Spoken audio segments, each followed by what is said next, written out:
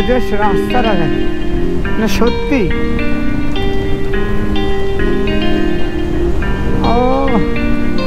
পুরুলিয়া ট্রিপের শেষ দিনে আজ আমরা ফিরব কলকাতায়, আর যাওয়ার পথে উপভোগ করব কিছু সুন্দর মুহূর্ত আর শক্তিগড়ের বিখ্যাত ল্যাংচা। আমরা এখন আছি বাঘমুন্ডি রোডে, আর আমরা আটকে দেখো রেল গেটে। শঙ্করদা যাচ্ছিল, শঙ্করদা সাপের ওপর তুলে দিয়ে কিছু দূরে এসে বাইক থামিয়ে দেখছে যে ওর বাইকের মানে ওপরে সাপটা উঠে যায়নি। তো এখন ঘুরতে পারি 3:26। আর সোনামুখী বলে একটা জায়গা আছে, ওর পাশে একটা হোটেল ছিল, দোকানে আমরা সবাই দাঁড়িয়েছি। দাঁড়িয়ে এই ভাত ডাল মাছ যা সবাই যার যার পছন্দ আমরা খেয়ে নিচ্ছি। এরপর আমরা টানা একদম বর্ধমান যাবো। শক্তিগড়ে চলে এসেছি, আর তোমাদের গল্পটা দেখাচ্ছিলাম যে কি অবস্থা মেঘের। এক্ষুনি আমরা জাস্ট ঢুকলাম একটা দোকানে, আর বৃষ্টি চলে এসছে। এখানে আমরা ল্যাংচা নিয়েছি, দেখো 15 টাকা পিস, 30 টাকা সবাই দুটো করে ল্যাংচা নিয়েছি। আর এইদিকে এখানে অবস্থাটা পুরো একদম প্রচুর জোরে বৃষ্টি চলে এসছে। তো দেখি কি হয়। আর যদি বেশি বৃষ্টি তাহলে কিন্তু গোপুর লাগাবো না, সরাসরি বাড়ি গিয়ে তোমার সাথে কথা বলবো।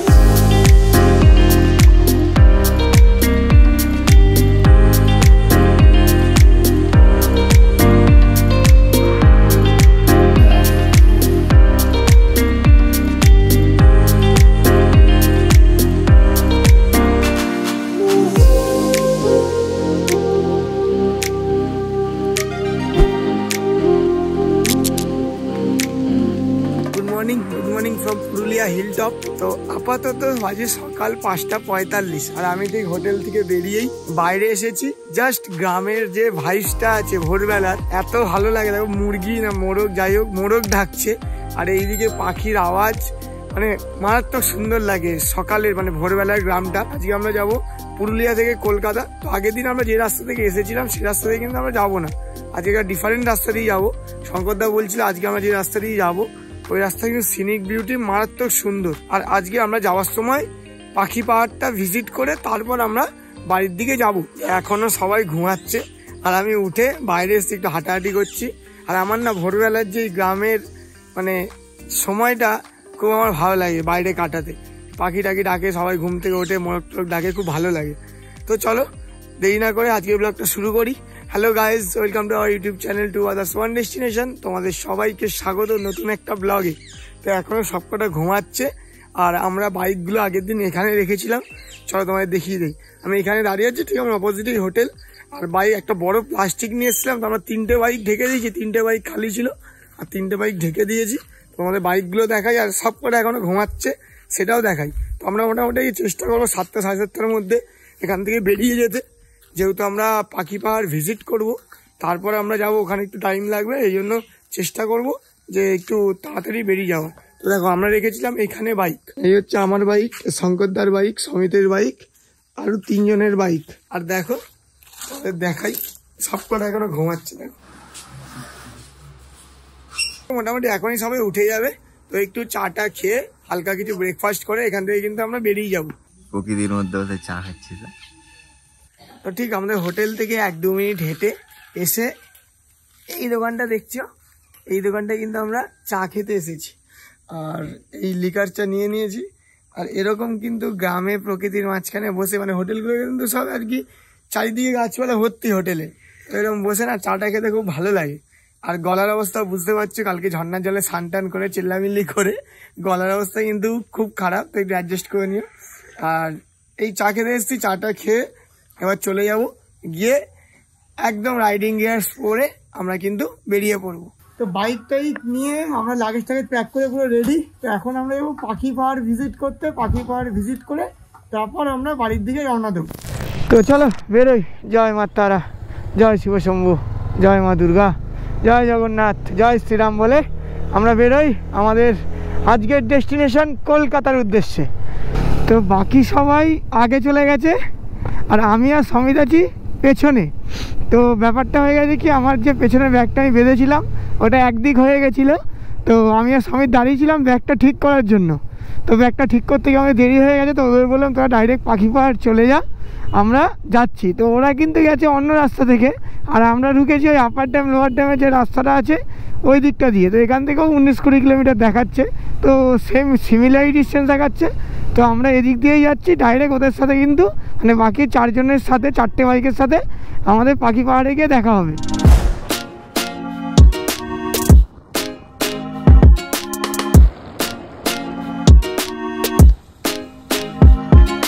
চলে এসেছি পাখি পাহাড়, আর আমাদের জন্য এই সবাই আমাদের গ্রুপের সবাই ওয়েট করছিল।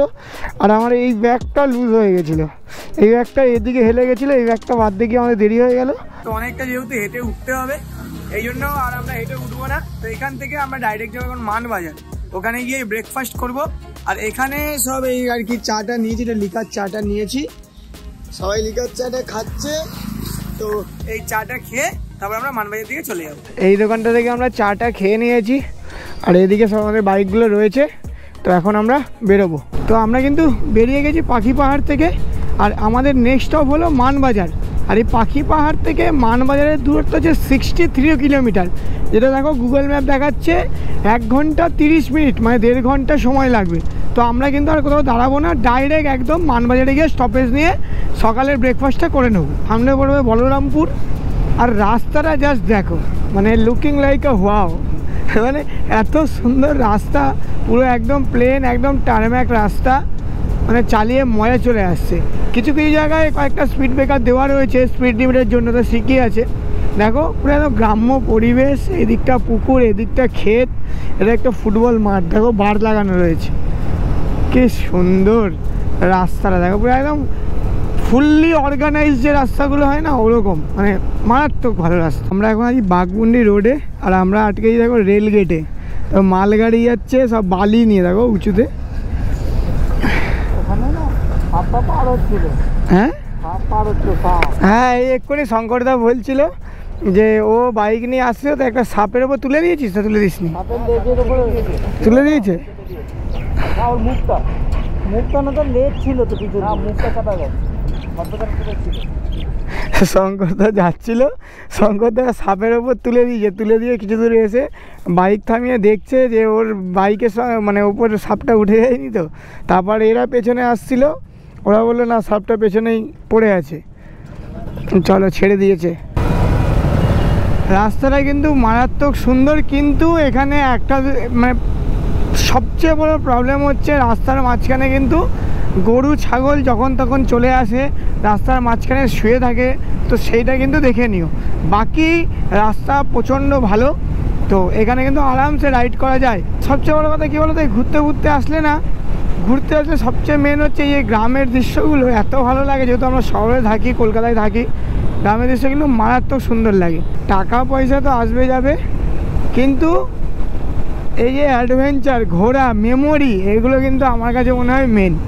হ্যাঁ, কিছু কিছু সেভিংস অবশ্যই করা উচিত, কিন্তু সেভিংস করতে গিয়ে নিজের আর কি সময়টা, এখন আমরা ইয়ং, এই সময়টা কিন্তু নষ্ট করে দেওয়া উচিত না আমার মনে হয়। সেভিংস করা উচিত। এবার সবার আলাদা আলাদা চিন্তাভাবনা রয়েছে, কিন্তু আমার মনে হয় এই টাইমটাই কিন্তু জীবনের বেস্ট টাইম। এখানে যেতে যেতে না অনেক মাটির বাড়ি রয়েছে, মাটির বাড়িগুলো কিন্তু দেখতে খুব সুন্দর লাগে। দেখো এই যে এগুলো কিন্তু মাটির বাড়ি, দেখো এই বাড়িটা দেখো মাটির বাড়ি, কিন্তু দেখতে সুন্দর লাগলেও এই দেখো এরা যে কত কষ্টে থাকে, মানে এদের কিন্তু মানে জীবনযাপন কিন্তু অনেক কষ্টকর। যাই হোক, তো দেখো গ্রামের পুরো রাস্তাটা কিন্তু গ্রামের দৃশ্য, আর গাছগুলো দেখো এমন হয়ে আছে, ওপরটা দেখো যে ছাওয়া, কিছু জায়গায় ছাওয়া, কিছু জায়গায় রোদ, মানে মারাত্মক সুন্দর। এখন তো মানবাজার থেকে 25 কিলোমিটার দূরে আছি আমরা, আর গুগল ম্যাপ দেখাচ্ছে 34 মিনিট সময় লাগবে। আর জাস্ট রাস্তাটা দেখো, না সত্যি ও সেই ভাই, সেই রাস্তা, খালি দেখো পুরো এরকম রাস্তা।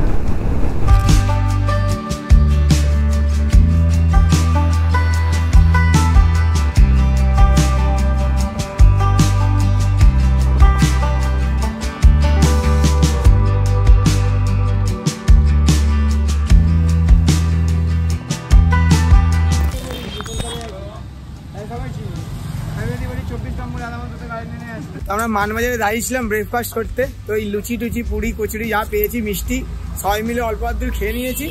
তো এখন আমরা কিন্তু এখানে রাইড কন্টিনিউ করব।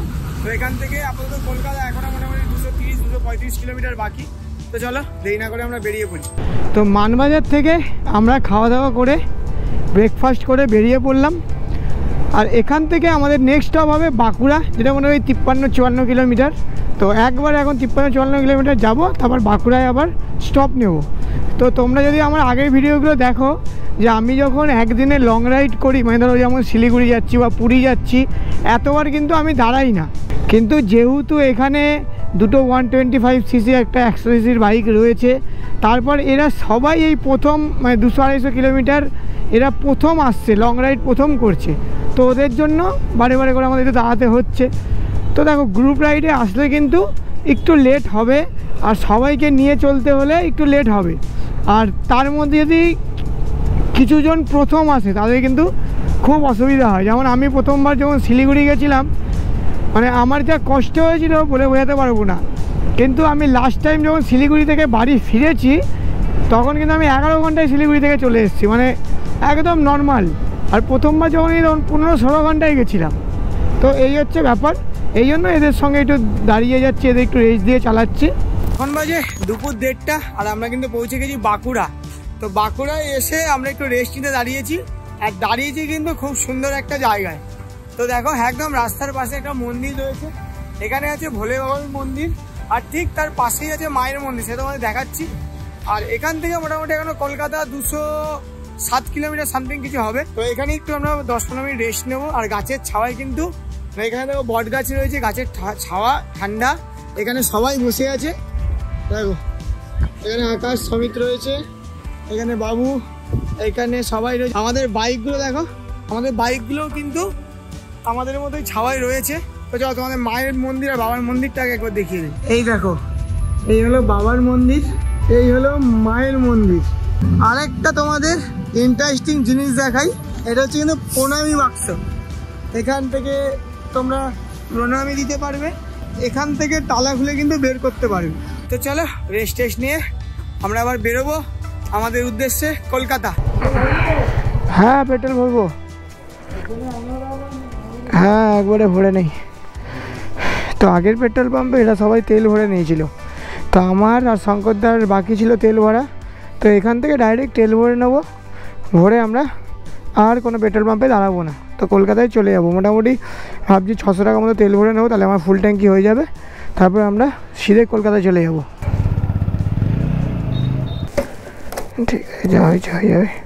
তো যখন কলকাতা থেকে বেরিয়েছিলাম তখন কিন্তু ভরেছিলাম 813 টাকার পেট্রোল। তো তখন কিন্তু আমার বাইকে 2টো দাগ ছিল। তো তারপরে 813 টাকা পেট্রোল ভরেছিলাম, আর মাঝখানে একবার 813 টাকার ভরেছিলাম, আর এখন বললাম 613 টাকা। তো মোটামুটি এখনও পর্যন্ত তাহলে 8 আর 16 আর এদিকে 6, তোমার 22 আর 30, মানে 2239 টাকার পেট্রোল আমরা আপাতত ভরেছি। মনে হয় না আর বাইকে পেট্রোল লাগবে, যদি লাগে তাহলে ভরে নেব। আর আরেকটা কথা, মানে এই প্রথম আমি আমার বাইকে দেখো, দেখতে পাচ্ছি কিনা জানি না, দেখো আমার বাইকে প্রথম আমি 33 মাইলেজ পাচ্ছি। এর আগে আমি 29-30, এর বেশি কোনো দিন মাইলেজ পাইনি, আর আজকে আমি 33 মাইলেজ পাচ্ছি। এর একটা কারণও আছে, যে 70-80-তে যেহেতু যাচ্ছি এই জন্য মাইলেজটা পাচ্ছি। আর যখন আমি একা যাই তখন তো যখন হাইওয়ে থাকে, ভালো রোড থাকে, তখন আমি 100-110-এ ক্রুজ করি। তো এই জন্য তখন একটু মাইলেজটা কম পাই। তো এখন যেহেতু সবাই রয়েছে, তো আস্তে আস্তে চালাচ্ছি বলে কিন্তু মাইলেজটা খুব ভালো পাচ্ছি। আর এখান থেকে এখনও কলকাতা দেখাচ্ছে 171 কিলোমিটার বাকি, আর গুগল ম্যাপ বলছে 3 ঘন্টা 47 মিনিট সময় লাগবে। তো ঘড়িতে কিন্তু 2টো বেজে গেছে। তো আমার হিসেবে মনে হচ্ছে আমরা 7টার আগে কখনোই ঢুকতে পারবো না, আমাদের 7টা তো বাজবেই বাজবে।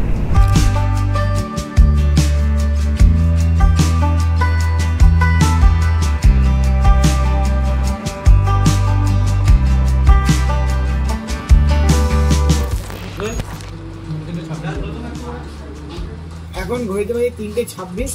আর সোনামুখী বলে একটা জায়গা আছে, ওর পাশে একটা হোটেল ছিল ভাত খাওয়া, দোকানে আমরা সবাই দাঁড়িয়েছি। দাঁড়িয়ে এই ভাত ডাল মাছ যা সবাই যার যার পছন্দ আমরা খেয়ে নিচ্ছি। খেয়ে কিন্তু এরপর আমরা টানা একদম বর্ধমান যাব। বর্ধমান গেলে ওখান থেকে আমাদের বাড়ি হবে 100 কিলোমিটার।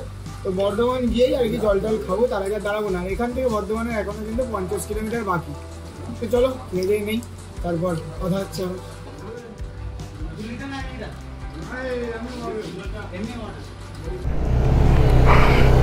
চলো আমরা খাওয়া দাওয়া কমপ্লিট করে বেরিয়ে পড়লাম আবার কলকাতার উদ্দেশ্যে। তো এরপরে স্টপ হবে বর্ধমান।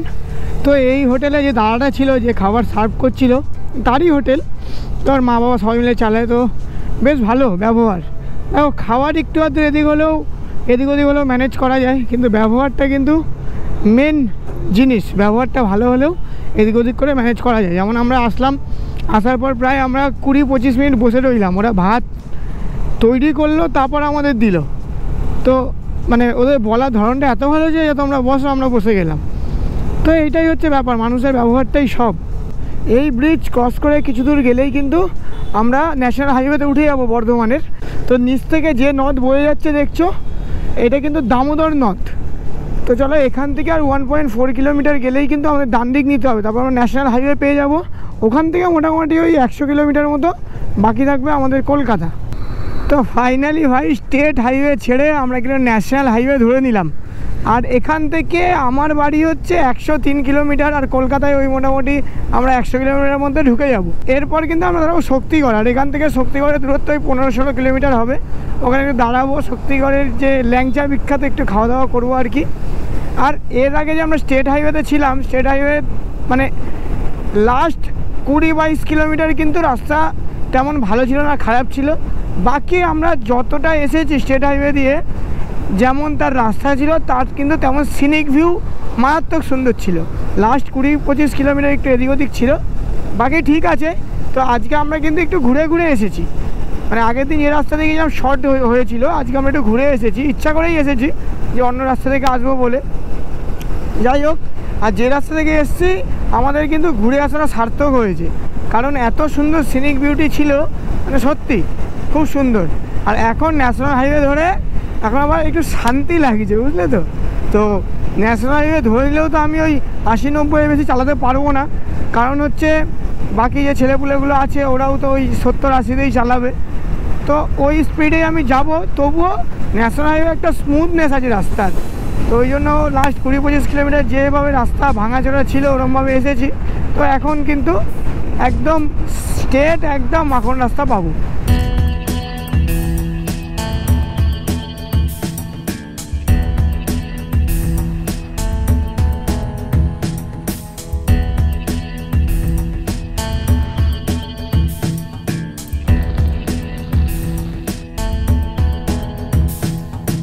তো আমরা শক্তিগড়ে পৌঁছে গেছি, আর এইদিকে ওয়েদারের অবস্থা দেখো।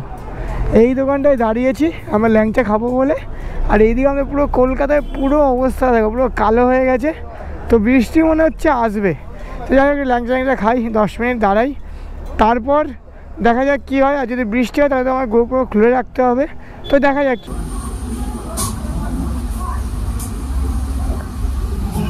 আমরা কিন্তু শক্তিগড়ে চলে এসেছি, আর তোমাদের গোপ্রোতে দেখাচ্ছিলাম যে কি অবস্থা মেঘের। তো এক্ষুনি আমরা জাস্ট ঢুকলাম একটা দোকানে, আর বৃষ্টি চলে এসছে। এখানে আমরা ল্যাংচা নিয়েছি, দেখো 15 টাকা পিস, 30 টাকা সবাই দুটো করে ল্যাংচা নিয়েছি। আর এইদিকে এখানে অবস্থা দেখেন, পুরো একদম প্রচুর জোরে বৃষ্টি চলে এসছে। তো দেখি কি হয়। আর যদি বেশি বৃষ্টি হয় তাহলে কিন্তু গোপ্রো লাগাবো না, সরাসরি বাড়ি গিয়ে তোমার সাথে কথা বলবো। মোটামুটি যেমন আমাদের ওখানে আলাদা কিছু আমার লাগছে না।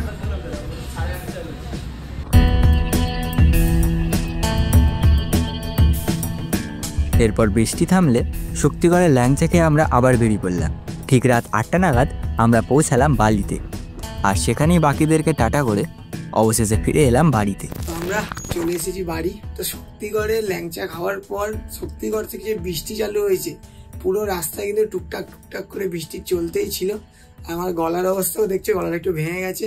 তো আপাতত এই মাত্র ফ্রেশ হয়ে তোমার সঙ্গে কথা বলছি। এখন আমার ঘরের অবস্থা একবার তোমাদের দেখাই। দেখো এইখানে সব জ্যাকেট এসব সব পড়ে আছে, ব্যাগ পত্র এসব এখনো কিন্তু ঘরে সব চারিদিকে ছড়ানো। যাই হোক, আজকে কিন্তু আমাদের খুব এনজয় করেছি, খুব মজা করেছি। তো তোমরা জানিও অবশ্যই যে ব্লগগুলো তোমাদের কেমন লাগছে। পরপর তো আমরা নানান জায়গায় যাচ্ছি, তো অবশ্যই সবাই কমেন্ট করো, জানিও যে ব্লগগুলো তোমাদের কেমন লাগছে। তো এরপরে আমরা কিন্তু অনেক বড় একটা ট্রিপ করব, তো তোমরা সেটা জানতেই পারবে। ব্লগগুলো দেখো, আর যদি ভালো লাগে লাইক কমেন্ট আর শেয়ার করে দিও, আর চ্যানেলটাকে অবশ্যই সাবস্ক্রাইব করে দিও। তো দেখা হচ্ছে পরের ভিডিওতে, ততক্ষণের জন্য ride hard ride safe, use helmet, Jai Hind, Vande Mataram, bye by.